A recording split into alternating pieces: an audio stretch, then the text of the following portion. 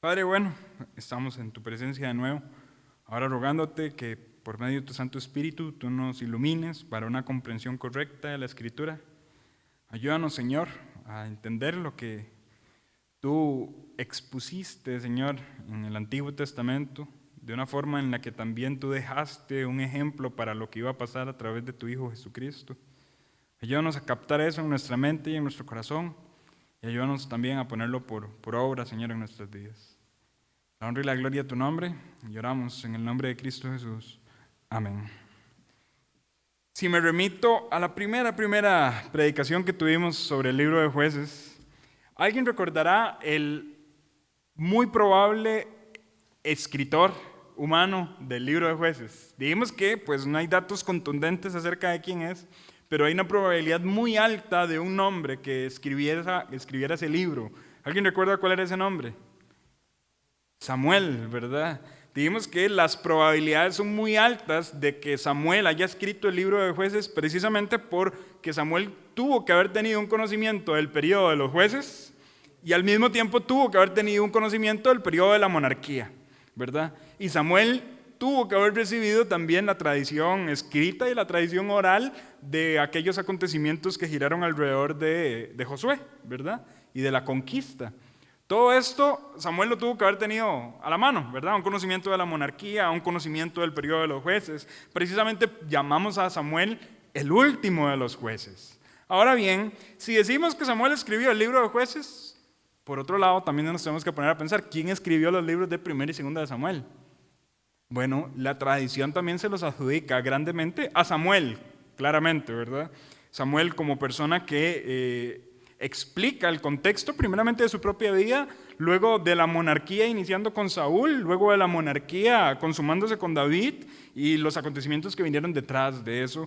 Claramente pues hay algunos temas que giran alrededor de la muerte de Samuel y cosas por el estilo, ¿verdad? Que hacen pensar quién habrá escrito otras porciones, pero entendemos que pues hay toda una tradición que recopila esa información y la agrupa en ciertos libros, ¿verdad? Y es gracias a Dios, gracias a eso también que nosotros tenemos estos libros con nosotros. Ahora bien, si creemos que Samuel escribió Jueces y creemos que Samuel escribió buena parte del libro de Samuel, ¿habrá otro libro que se le adjudique a Samuel como autor? Bueno, tal vez no muy conocido ni muy famoso, pero el libro de Ruth se le adjudica también a Samuel. Precisamente porque en términos temporales, ¿verdad? En términos de tiempo, Ruth se ubica específicamente en el tiempo de los jueces, ¿verdad? Y la persona que vivió en ese momento, incluso la persona que tenía una habilidad literaria prominente en el templo, era Samuel. Nosotros vemos entonces a través de este pequeño relato cronológico, ¿verdad? De las habilidades de escritura en el profeta Samuel, nosotros vemos lo siguiente, que Samuel primeramente lo vamos a estudiar como un fruto de la humildad.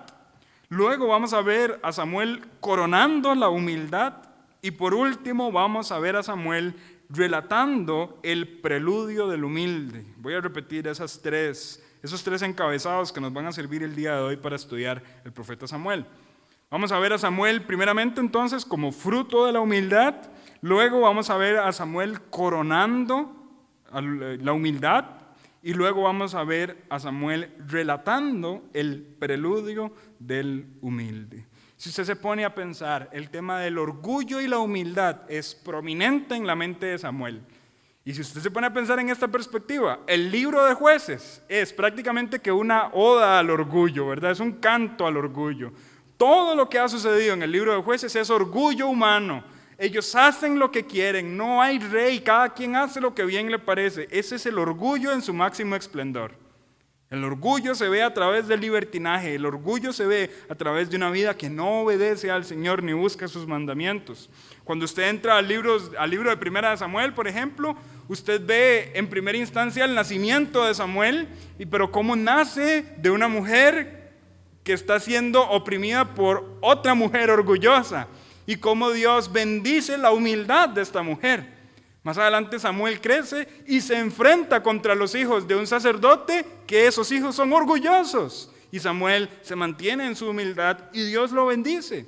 El tiempo pasa y se levanta un rey porque Israel pide rey de manera orgullosa.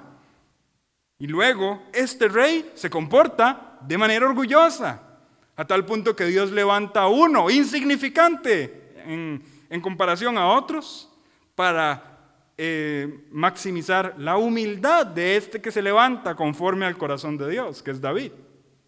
Y eventualmente vemos cómo en 1 Samuel la humildad vence al orgullo, ejemplificado en que David es rey, Saúl no. Saúl recibe el castigo y es desechado. El libro continúa y nosotros podemos seguir viendo cómo el orgullo y la humildad son una batalla a través del relato. A través del libro de Ruth, nosotros también vemos cómo la humildad en cierto sentido es premiada. Y en este sentido vemos cómo se llenan las necesidades de Noemí, primeramente, ¿verdad? Y cómo también hay una forma en la que un Dios soberano está actuando para que el humilde nazca. Y eventualmente eso también lo vamos a ver. Esto que acabo de decir podría ser prácticamente que el resumen de todo lo que vamos a hablar el día de hoy. Pero vamos a ir punto por punto. El primer punto que nos trae es Samuel como fruto de la humildad. Y para eso le voy a pedir que me acompañe en 1 Samuel, capítulo 1. 1 Samuel, capítulo 1. Samuel como fruto de la humildad.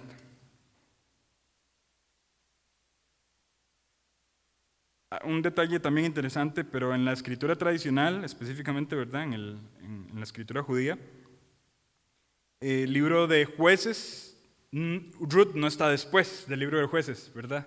Después del libro de Jueces, inmediatamente después del libro de Jueces, está Samuel. Entonces esto es con la idea de que leamos una sola historia, ¿verdad? Después de que nosotros terminamos, el último versículo del libro de Jueces decía que cada quien hacía lo que bien le parecía y que en esos tiempos pues, no había rey en Israel. Inmediatamente después, el capítulo 1 de Samuel, versículo 1, dice lo siguiente: hubo un varón. Vean qué interesante, ¿verdad? Como cuando un libro dice no había rey, cada quien hacía lo que bien le parecía, el libro siguiente empieza con la frase hubo un varón. Sin embargo, este varón no necesariamente, ¿verdad?, es aquel al que se va a dirigir la luz del libro, sino que introduce la historia para que luego eventualmente salga un nombre. Dice, hubo un varón de Ramataim, de Sofim, del monte de Efraín, que se llamaba Elcana, hijo de Jeroam, hijo de Eliú, hijo de Tohu, hijo de Suf, efrateo. Y tenía él 2 mujeres. ¿Calza esto con el contexto del periodo de los jueces? Claramente. Una poligamia esparcida en el tiempo, ¿verdad? Y ya hemos hablado del tema. El nombre de una era Ana y el nombre de la otra Penina. Y Penina tenía hijos, mas Ana no los tenía. Ya hemos hablado de esto, ¿verdad? Si recuerdan aquella historia que tenía que ver con Jefté, habíamos hablado de la deshonra que era para una mujer no tener hijos. Pues en este caso le correspondió a Ana la desdicha. Versículo 3. Todos los años aquel varón subía de su ciudad para adorar y para ofrecer sacrificios a Jehová de los ejércitos en Silo, donde estaban 2 hijos de Elí, Ofni y Fines, sacerdotes de Jehová. Y cuando llegaba el día en que Elcana ofrecía sacrificio, daba a Penina, a su mujer, a todos sus hijos y a todas sus hijas, a cada uno su parte. Pero a Ana daba una parte escogida, porque amaba a Ana, aunque Jehová no le había concedido tener hijos. Y su rival la irritaba. Vean el orgullo. La irritaba, enojándola y entristeciéndola, porque Jehová no le había concedido tener hijos. Así hacía cada año cuando subía a la casa de Jehová. La irritaba así, por lo cual Ana lloraba y no comía. El orgullo oprimiendo al humilde. La orgullosa oprimiendo a la humilde. Versículo 8. Y Elcana, su marido, le dijo, Ana, ¿por qué lloras? ¿Por qué no comes? ¿Y por qué está afligido tu corazón? ¿No te soy yo mejor que 10 hijos? El punto de vista de este hombre, ¿verdad? Es un punto de vista meramente terrenal, ¿verdad? Él está pensando en los hijos simple y sencillamente como una bendición terrenal. Más adelante vamos a ver que Ana no. Ana tenía una visión más amplia de lo que un hijo representaba. Y más adelante vamos a llegar a ese punto. Versículo 9 dice, se levantó Ana después de que hubo comido y bebido en Silo, mientras el sacerdote Elí estaba sentado en una silla junto a un pilar del templo de Jehová. Ella con amargura de alma oró a Jehová y lloró abundantemente. ¿Qué es esto? Humildad. Humildad. Ella no puede hacer nada en sus propias fuerzas para tener un hijo. Y ella tiene que depender de alguien para que le dé. Eso es humildad. Es pedirle a alguien lo que yo no tengo. Versículo 11. E hizo voto diciendo: Jehová de los ejércitos, si te dignares a mirar la aflicción de tu sierva y te acordares de mí. Vean cómo habla de ella misma, como sierva. Vean cómo habla de Dios, como digno. Y no te olvidares de mí, sino que dieres a tu sierva un hijo varón. ¿Por qué especifica que sea varón? Bueno, vamos a verlo. Dice: yo lo dedicaré a Jehová todos los días de su vida, y no pasará navaja sobre su cabeza. Ese último enunciado es importante para decirnos lo siguiente: Ana estaba orando por un líder del pueblo. Ana no simple y sencillamente estaba orando por tener hijos. El deseo y el hambre de Ana era mucho mayor. Ella quería algo más grande que simple y sencillamente un hijo. Y luego vamos a ver que más adelante Dios la premió y aparte de Samuel le dio hijos e hijas. Pero ella estaba orando por un hombre, por un guía, por un líder. Si queremos quedarnos en las palabras del libro de Jueces, podríamos llamar que Ana estaba orando por un libertador. Ana estaba orando por redención. Ana estaba orando por salvación.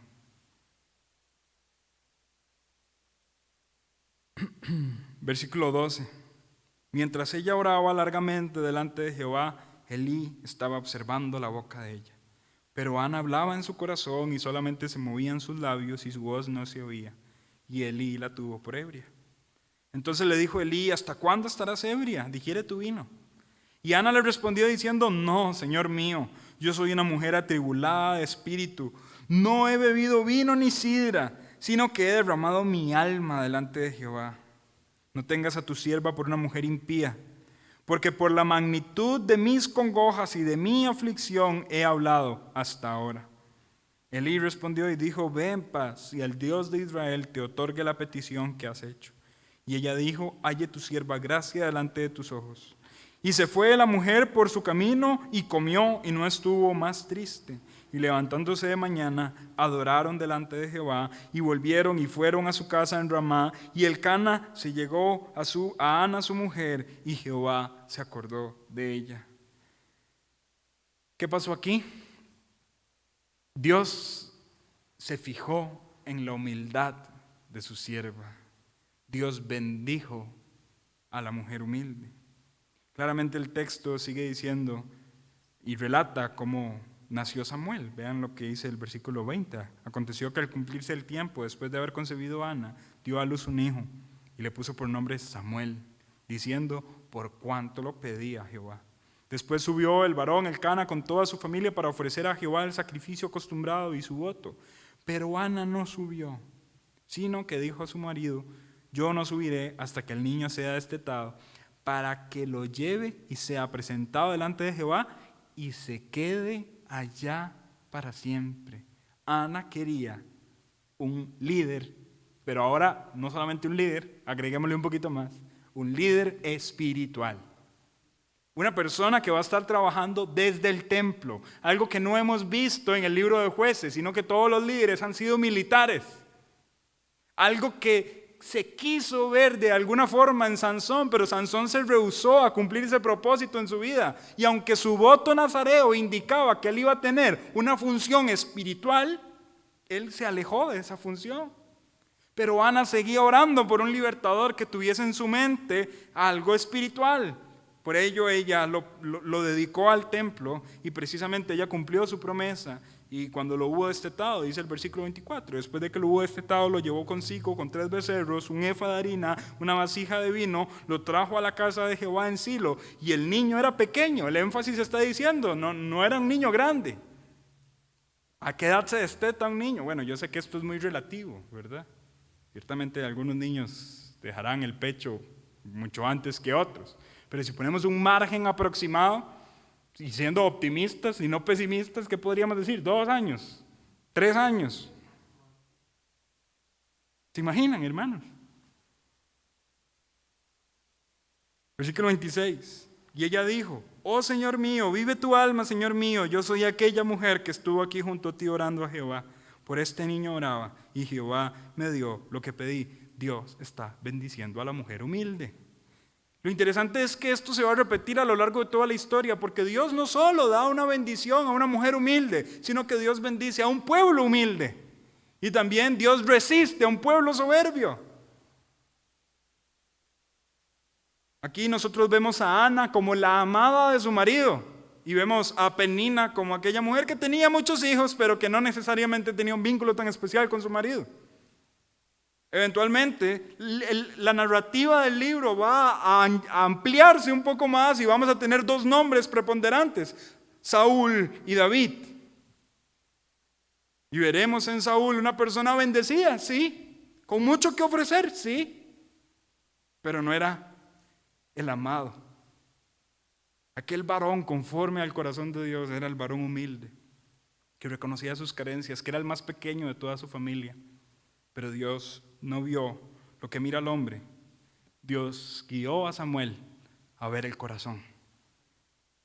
Recuerden esas palabras que se mencionan tanto por Santiago como por el apóstol Pedro: Dios resiste a los soberbios y da gracia a los humildes. Y este es el hilo que une la narrativa de Ruth, Jueces y Samuel. Como Dios resiste la soberbia y como Dios bendice la humildad. Y eventualmente Ana hace un canto. No voy a leer todo este canto de oración, pero voy a leer alguna parte.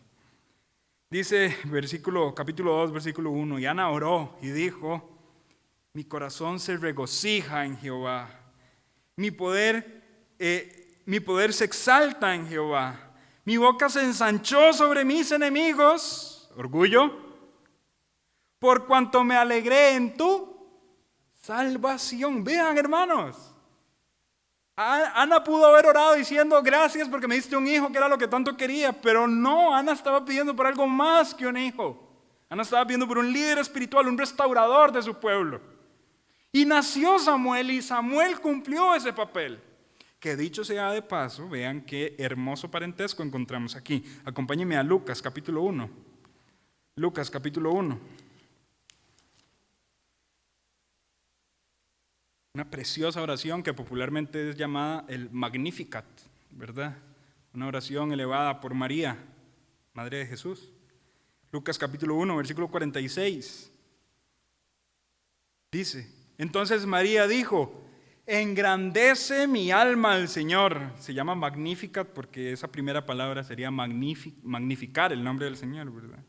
Y mi espíritu se regocija en Dios, mi Salvador. Notan cómo la oración, el canto, el clamor, la oración de María es de igual forma una oración dirigida a glorificar el nombre del Señor por el nacimiento del Salvador, de un hombre que representa redención.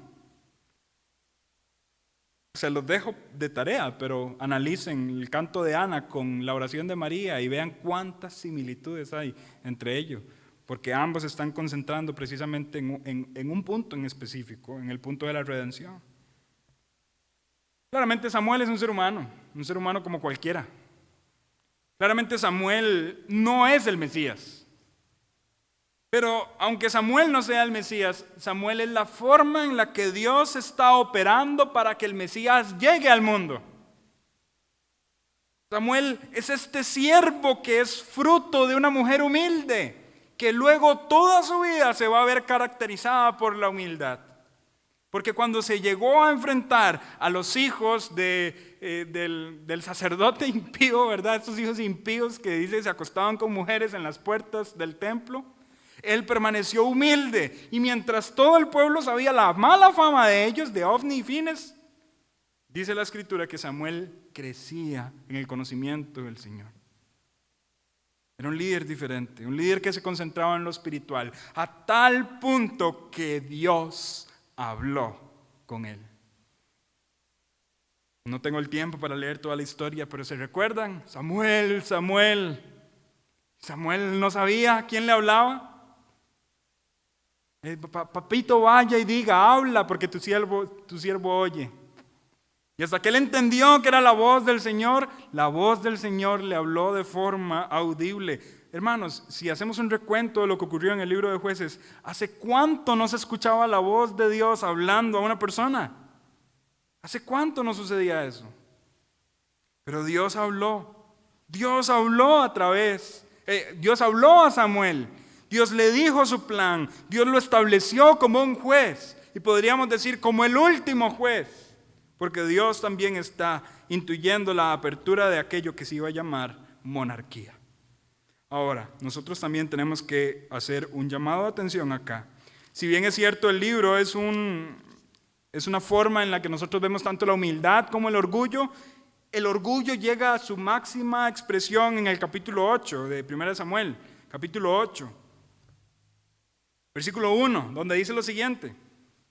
1 Samuel, capítulo 8, versículo 1. Aconteció que habiendo Samuel envejecido, puso a sus hijos por jueces sobre Israel. Noten que estamos en el mismo contexto de jueces.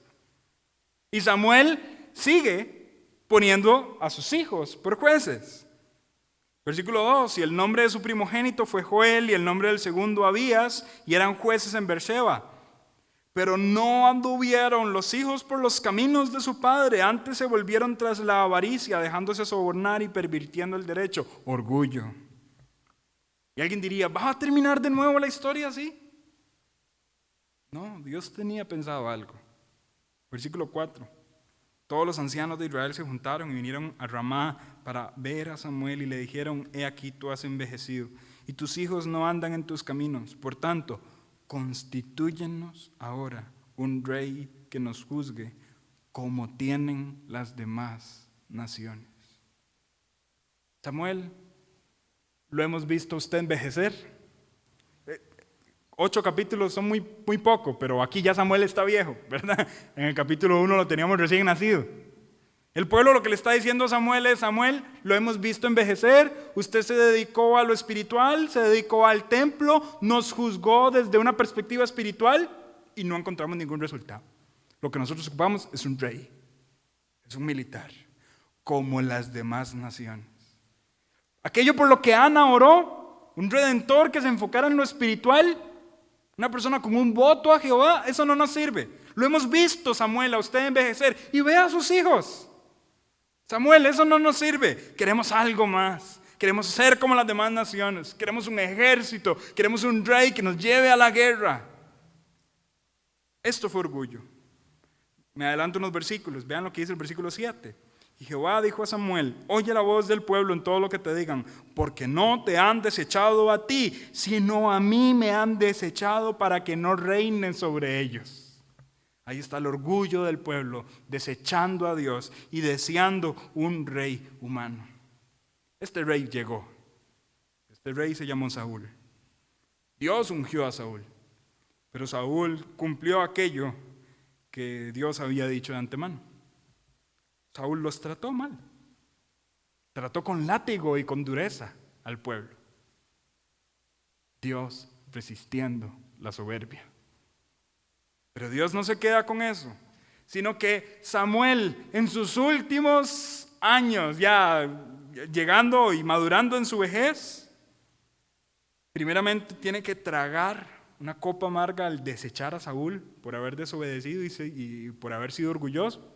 Y luego Samuel se regocija en ver el rey conforme al corazón de Dios. Dios lo comisiona para que vaya y elija un rey. Lo lleva hacia un lugar donde están los hijos de Isaí. Y estando allí en ese sitio,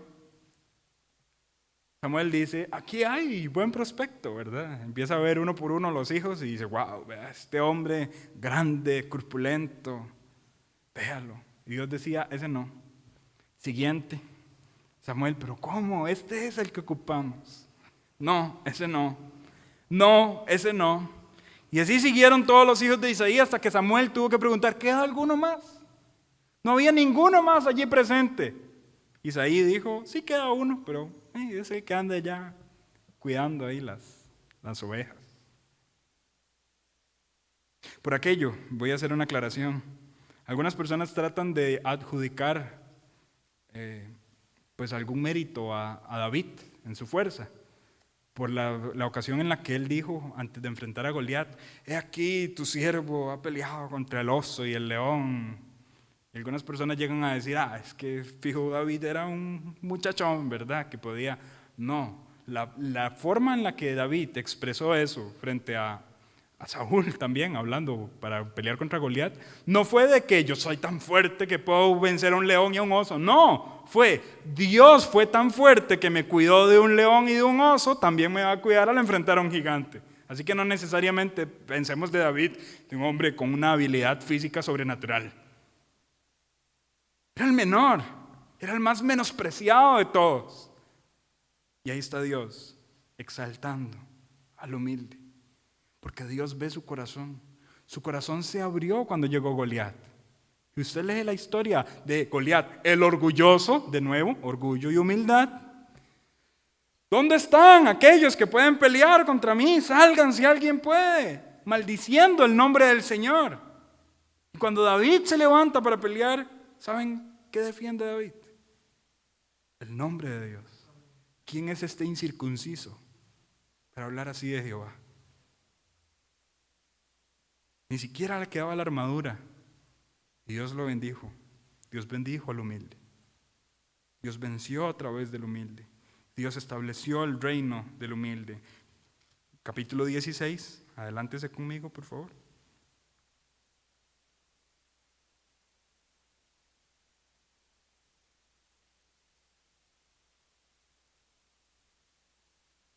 El capítulo 16, vemos cómo Samuel tiene el privilegio de decir las siguientes palabras. Versículo 13. Y Samuel tomó el cuerno del aceite y lo ungió en medio de sus hermanos. Y desde aquel día en adelante el Espíritu de Jehová vino sobre David. Se levantó luego Samuel y se volvió a Ramá. ¿Qué está apareciendo aquí? Samuel siendo ungido. Pero ocurre algo que no ha ocurrido en el libro de Jueces. Desde aquel día en adelante, el Espíritu de Jehová vino sobre David. ¿Se recuerdan en el libro de Jueces por qué razón el Espíritu descendía sobre las personas? Para prepararlos para una labor en específico. Para prepararlos para un propósito. El Espíritu, por ejemplo, vino sobre Sansón y Sansón fue fortalecido para hacer X labor. En su momento Sansón estaba confiado que el Espíritu de Dios estaba con él, pero llegó un momento en el que él se levantó: saldré como las otras. Y Dios dijo, no sabía que Dios ya se había apartado de él. Precisamente por eso David ora en el Salmo capítulo 51, después de haber pecado, un pecado tan grave como el que él cometió, diciéndole al Señor: no quites de mí tu Santo Espíritu. David no le está diciendo: Señor, voy a perder la salvación, como algunos interpretan el día de hoy. David lo que está diciendo es: el Espíritu del Señor es el que me faculta para cumplir un propósito en particular. Señor, no quites de mí tu Espíritu para yo poder seguir siendo el rey sobre tu pueblo. Pero ahí está Dios bendiciendo. Vean cómo a través de Samuel podemos ver todo esto que acabamos de ver. Podemos ver cómo Samuel es un fruto de la humildad de Ana, incluso de la humildad suya propia, y cómo se levanta incluso contra los hijos infieles del sacerdocio y que estaban en el momento. Vemos ahora también cómo Samuel corona la humildad, coronando a un muchacho pequeño, sin habilidades, sin cuerpo, sin fuerza, sin madera de rey. Pero Samuel está coronando la humildad. Y aquí es donde todo conecta. Porque esto nos lleva al tercer y último punto, que quizás sea un poco más extenso. Samuel comprende lo que está ocurriendo aquí. Samuel comprende lo que está ocurriendo aquí. Específicamente Samuel comprende algo en particular. Dios es soberano, aun cuando las personas suponen que Él está ausente. Dios es soberano, aun cuando las personas suponen que Él está ausente. Cuando nosotros terminamos de estudiar el libro de Jueces la semana pasada, el sabor que nos quedó en la boca fue: todo está fuera de control. Todo está fuera de control. ¿Qué va a pasar? No hay forma en la que esto se pueda solucionar. Todo está fuera de control. Es un caos, es un desorden. Ahora, mientras Dios exista, nada está fuera de control. Y Dios es eterno. Su control soberano sobre la historia está plasmada aún en los más mínimos detalles de las decisiones de sus criaturas. Y Samuel conectó todas estas verdades en su mente diciendo: coroné a David. David es rey de Israel. David es hijo de Isaí. Isaí es hijo de Obed. Obed es hijo de Ruth. ¿Y qué pasó para que Ruth estuviese allí? Siendo Ruth una mujer moabita. ¿Notan cómo Dios está en control de todo, hermanos? Vámonos a Ruth, capítulo 1. Ruth, capítulo 1. Y aquí está lo precioso. Algo que recriminamos al pueblo de Israel en todo nuestro estudio del libro de Jueces, que duramos medio año prácticamente estudiando el libro de Jueces, ¿verdad? Y constantemente estuvimos recriminándole al pueblo de Israel su desobediencia en no acatar la instrucción de Dios al exterminar las naciones que debían exterminar. En el momento de la conquista, ellos no tenían que dejar a gente viva. No tenían ni siquiera que emparentarse con ellos. Pero el pueblo de Israel fue terco y siguieron emparentándose con quienes no tenían que emparentarse. Pero Dios era soberano aún en medio de esas situaciones. ¿Y qué es lo que tenemos? Aquí tenemos un ejemplo claro de la soberanía de Dios. En el capítulo 1 de Ruth dice, versículo 1, aconteció en los días que gobernaban los jueces, de nuevo, estamos en ese contexto, que hubo hambre en la tierra. Y un varón de Belén de Judá fue a morar en los campos de Moab, él y su mujer, y 2 hijos suyos. El nombre de aquel varón era Elimelec, y el de la mujer, Noemí. Y los nombres de sus hijos eran Mahalón y Quehelión, efrateos de Belén de Judá. Llegaron pues a los campos de Moab y se quedaron allí. Y murió Elimelec, marido de Noemí, y quedó ella con sus 2 hijos, los cuales tomaron para sí mujeres moabitas. Aquí estamos en un contexto algo complejo, porque número 1, esto es una desobediencia al mandamiento de Dios. Ellos no debían mezclarse. Por otro lado, en un contexto de hambre, un hombre lo que hace en estos momentos es generar prole, ¿verdad? Entonces, precisamente para el cumplimiento de esa labor, ellos se hacen de mujeres que, aunque no necesariamente son israelitas, les van a ayudar en este propósito de generar prole. ¿Y quiénes eran esas mujeres? El nombre de una era Orfa y el nombre de la otra, Ruth. Y habitaron allí unos 10 años. Y murieron también los 2, Mahalón y Quehelión, quedando así la mujer desamparada de sus 2 hijos y de su marido. Esto es el peor panorama para una mujer en el tiempo antiguo, porque una mujer viuda precisamente busca sustento de sus hijos, pero ahora muriendo también sus hijos varones, ¿qué sustento le queda a ella? Siendo sus nueras no israelitas. Ni siquiera tienen una forma en acudir al templo para que el templo supla de alguna forma, ni siquiera eso, porque son mujeres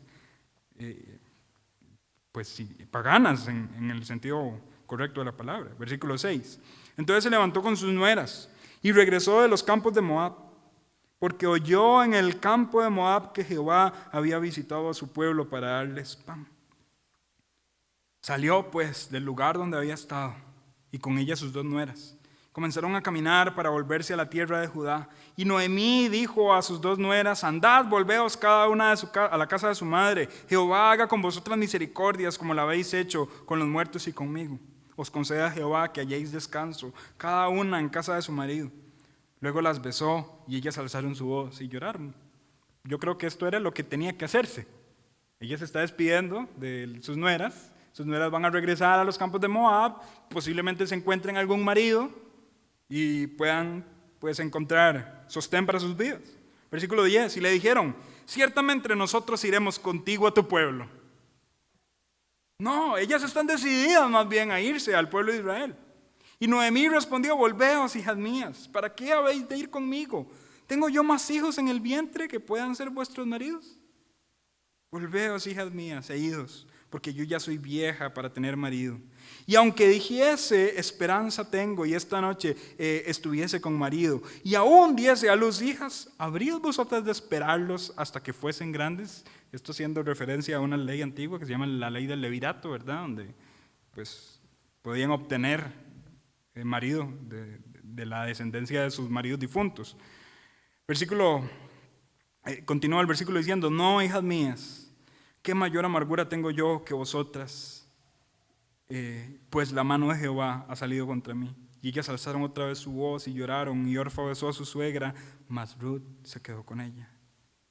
Y Noemí dijo, he aquí, tu cuñada se ha vuelto a su pueblo y a sus dioses, vuélvete tú tras ella. Respondió Ruth, hermanos, esto es precioso, dice, no me ruegues que te deje y me aparte de ti, porque donde quiera que tú fueres iré yo, y donde quiera que vivieres viviré. Tu pueblo será mi pueblo, y tu Dios, mi Dios.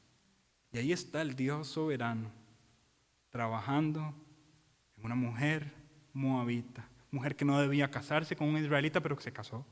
Mujer que ahora está vinculada a su suegra israelita.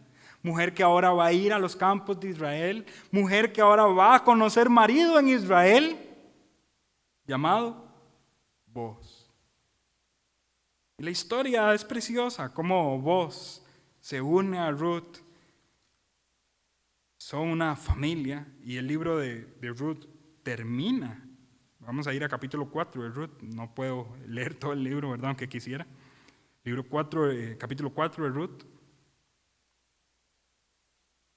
Versículo 13 dice, Boaz pues tomó a Ruth y ella fue su mujer.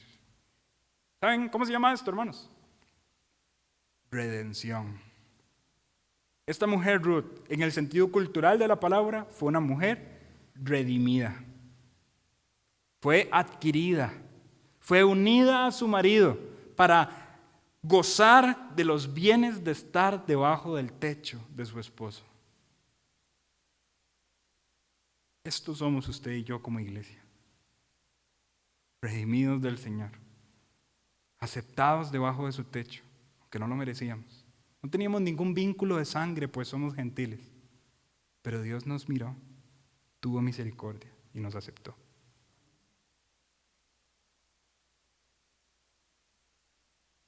Y diciendo, se llegó a ella, Jehová le dio que concibiese y diese a luz un hijo. Y las mujeres decían a Noemí, loado sea Jehová, que hizo que no te faltase hoy pariente, cuyo nombre será celebrado en Israel. Estas mujeres estaban celebrando el nacimiento de un niño, pero no sabían que su canto iba a ser hasta la posteridad. Porque este nombre que iba a ser celebrado en Israel iba a retumbar en el nombre del nacimiento del Mesías. Y vean cómo dice el versículo 15. De nuevo, unan todo esto al contexto que les acabo de dar. Versículo 15 dice, el cual será restaurador de tu alma y sustentará tu vejez, pues tu nuera que te ama lo ha dado a luz y ella es de más valor para ti que 7 hijos. Y tomando Noemi el hijo, lo puso en su regazo y fue su aya, su madriza sería, ¿verdad? Nodriza, perdón, ¿verdad? La persona que lo ayuda a crecer. La palabra aya, y en el Nuevo Testamento hay una referencia a la palabra ayo, ¿verdad? Hablando de cómo el Espíritu es ayo de nuestras almas, se refiere al maestro o tutor. Versículo 17. Y le dieron nombre a las vecinas diciendo, le ha nacido un hijo a Noemí, y lo llamaron Obed. Este es el padre de Isaí, padre de David. ¿Quién escribió Ruth? Samuel. Hermanos, pónganse en los pies de Samuel como último juez de Israel y viendo el panorama de lo que él acaba de ver. Ok, Dios, mi madre no podía dar a luz, pero se humilló delante de tu presencia y tú le diste el privilegio. Yo nací, ella me entregó al templo. Señor, estuve enfrente a los orgullosos, hijos del sacerdote, pero tú resististe a los soberbios y diste gracia al humilde. Y Samuel el humilde fue levantado. Dios, vi cómo el pueblo de manera orgullosa pedía rey. Y tú me dijiste, dales rey, le dimos rey, pero fue un rey orgulloso. Y tú resististe al orgulloso y diste gracia al humilde porque se levantó otro amado del Señor, conforme al corazón de Dios, al cual Dios premió de su gracia. Y cuando Samuel llega a ese momento, piensa, Dios, ahora recuerdo que este David humilde es hijo de Isaí, es hijo de Obed, es hijo de Boaz, es hijo de Ruth. Dios, cuando todos pensábamos que todo estaba fuera de control por el desenfreno que había en el pueblo en el tiempo de los jueces, donde cada quien hacía lo que bien le parecía y no había rey en Israel, Dios estaba obrando en el corazón de una mujer moabita. Dios estaba obrando detrás de un hambre que hubo en la tierra. Dios estaba obrando detrás de la muerte de 3 hombres. Dios estaba obrando a través de una mujer, una suegra piadosa. Dios estaba obrando. La mano de Dios presente cuando todos la suponíamos ausente. Dios estaba trabajando. Hermanos, y hoy por hoy nosotros volvemos a ver alrededor y decimos, Señor, ¿dónde estás? El mundo está cada vez peor.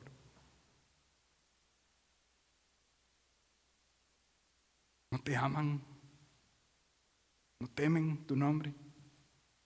La iglesia está fría, las bancas vacías. Iglesias con pastores ancianos que no se sabe ni siquiera si va a haber un pastor que pueda tomar su lugar. Los jóvenes, muchos hoy no quieren asumir una responsabilidad espiritual. Padres de familia ausentes en su casa, madres de familia ingratas, incluso anhelando no ser madres a través del homicidio. Señor, ¿dónde estás? Dios sigue siendo soberano. Y Dios está presente, aunque nosotros supongamos que su mano está ausente. Tenemos el ejemplo más claro, hermanos. Acabamos de leer el libro de Jueces. Repito, casi medio año nos tardó terminarlo la semana pasada. Acabamos de ver la profundidad del pecado del pueblo. Acabamos de quedar con el sabor en nuestras bocas de que todo está fuera de control, todo es un caos, es una catástrofe, no hay forma en la que Dios esté detrás de todo esto. Y Dios estaba allí. El Dios soberano estaba obrando. Porque eventualmente todo esto se cumple en el nacimiento del Hijo de Dios. Acompáñenme a Mateo capítulo 1.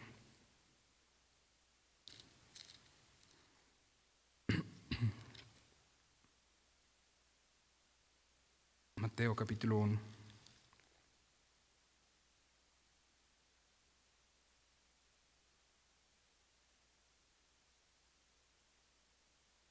Versículo 1.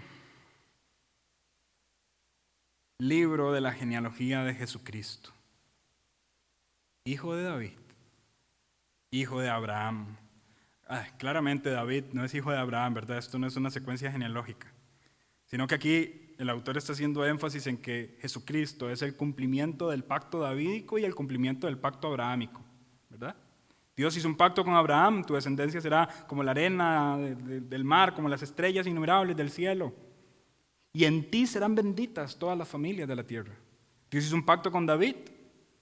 Tu reino, de ti nacerá uno cuyo reino será perpetuo. Y Jesucristo es el hijo de David, Jesucristo es el hijo de Abraham. Versículo 2. Abraham engendró a Isaac, Isaac a Jacob, Jacob a Judá y a sus hermanos. Judá engendró a Tamar, a Fares y a Sara, Fares a Esrom, Esrom a Aram, Aram engendró a Aminadab, Aminadab a Naasón, Naasón a Salmón, Salmón engendró de Rahab a Boaz, Boaz engendró de Ruth a Obed, y Obed a Isaí. Isaí engendró al rey David, y el rey David engendró a Salomón, de la que fue mujer de Urías. Salomón engendró a Roboam, Roboam a Abías, Abías a Asa, Asa engendró a Josafat, Josafat a Joram, y Joram a Uzías. Uzías engendró a Jotam, Jotam a Acaz, y Acaz a Ezequías. Ezequías engendró a Manasés, Manasés a Amón, y Amón a Josías. Josías engendró a Jeconías y a sus hermanos en el tiempo de la deportación a Babilonia. Después de la deportación a Babilonia, Jeconías engendró a Salatiel, y Salatiel a Zorobabel. Zorobabel engendró a Abiud, Abiud a Eliakim, Eliakim a Azor. Azor engendró a Sadoc, Sadoc a Akim, y Akim a Eliud. Eliud engendró a Eleazar, Eleazar a Matán, Matán a Jacob, y Jacob engendró a José, marido de María, de la cual nació Jesús, llamado el Cristo.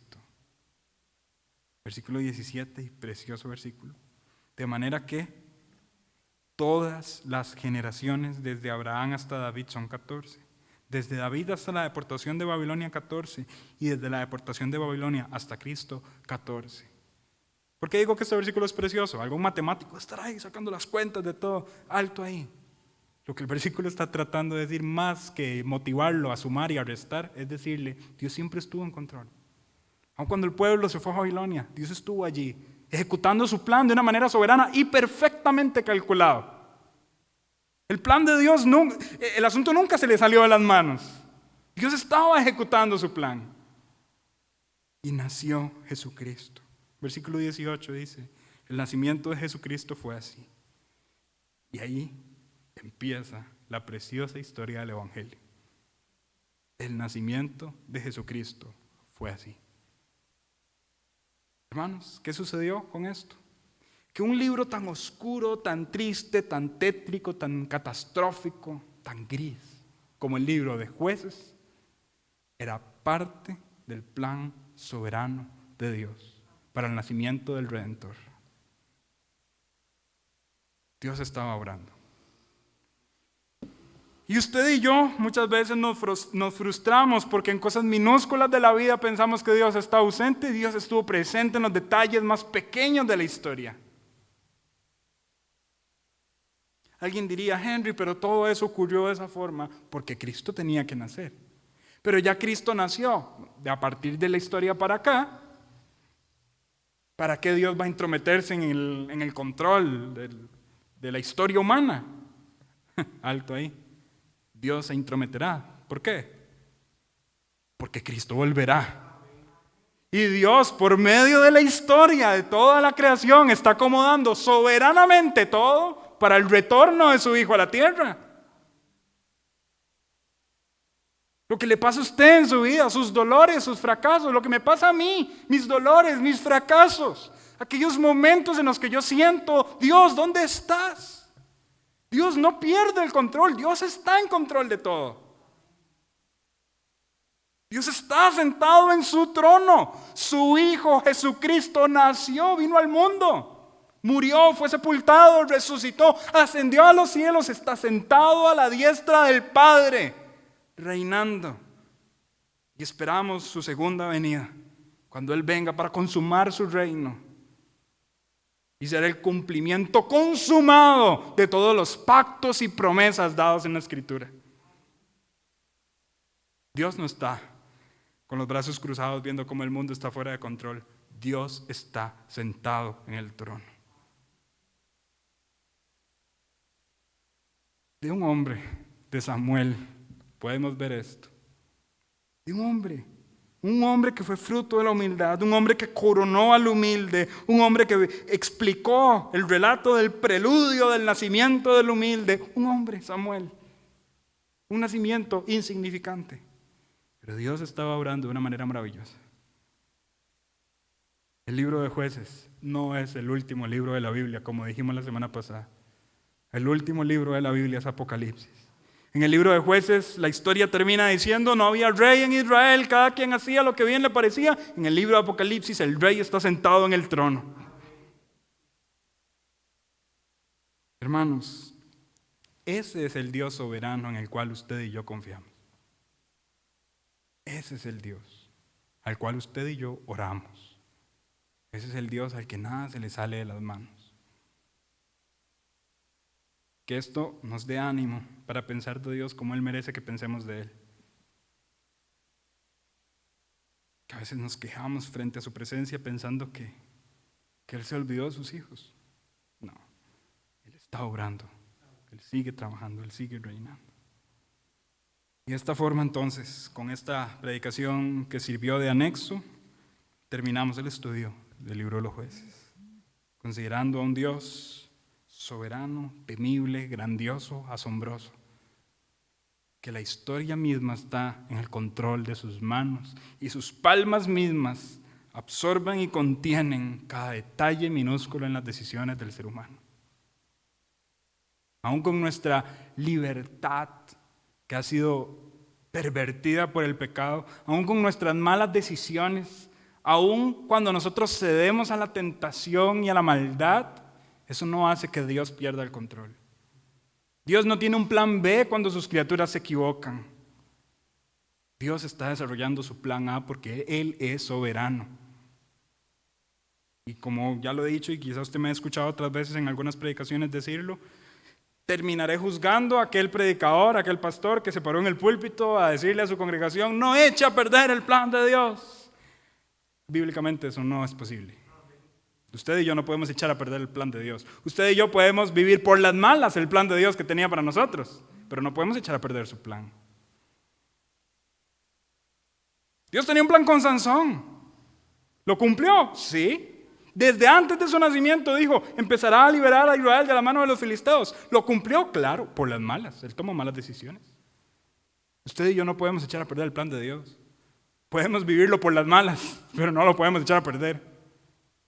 Dios es soberano, mucho más grande que nosotros. Y una decisión nuestra va a echar a perder el plan soberano de Dios. No, hermanos. Confiemos en un Dios que tiene el control de todo. Depositemos nuestra esperanza en Él. Arrodillémonos delante de su grandeza y de su omnipotencia. Y adorémosle como Él merece ser adorado. Vamos a orar para terminar. Padre bueno, exaltado sea tu nombre, porque hoy nos has asombrado por medio de tu soberanía y de tu control absoluto en la historia. Padre amado, perdónanos si en algún momento de nuestras vidas suponemos que tu mano está ausente, cuando realmente tú tienes control de hasta el más mínimo detalle de aquello que ocurre en nuestras vidas. Señor, eres grande y poderoso. Eres digno de suprema alabanza. Eres rey sentado en el trono. Ayúdanos a contemplarte de esa forma, en tu poder y en tu majestad, para alabanza sempiterna de tu nombre. Y perdónanos, Señor, si en algún momento hemos minimizado, hemos reducido el control que tú tienes de la historia de tus criaturas. Perdónanos si nos hemos atrevido a juzgarte como un Dios ajeno a nuestras situaciones, cuando realmente, Señor, tú siempre estás obrando para la gloria de tu nombre. Gracias, Padre, porque no mereciéndolo, hemos sido cobijados bajo el techo de una relación contigo. Nos has aceptado, siendo impíos, siendo gentiles, siendo pecadores. Nos has cobijado en tu abrigo de provisión eterna. Gracias, Señor, por tu mano poderosa con nosotros, por la exposición de tu palabra, por el privilegio que nos diste de estudiar el libro de Jueces y este pequeño anexo de Samuel y de la perspectiva del control tuyo a través de este personaje. Gracias, Señor, porque tu palabra es viva y eficaz, más cortante que espada de dos filos, que penetra hasta el alma, hasta partir las coyunturas y los tuétanos. Esa es tu palabra.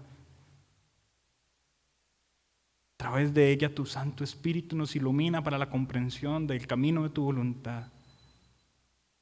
Porque ninguna profecía fue traída por voluntad de hombre, sino que los santos hombres de Dios escribieron siendo inspirados por el Espíritu Santo. Es tu voz la que estamos leyendo. Gracias, Señor, por ser generoso con nosotros al revelar tu libro y revelar en él tu voluntad. Gracias porque hemos meditado en todo lo que hiciste pensando en tu humanidad perdida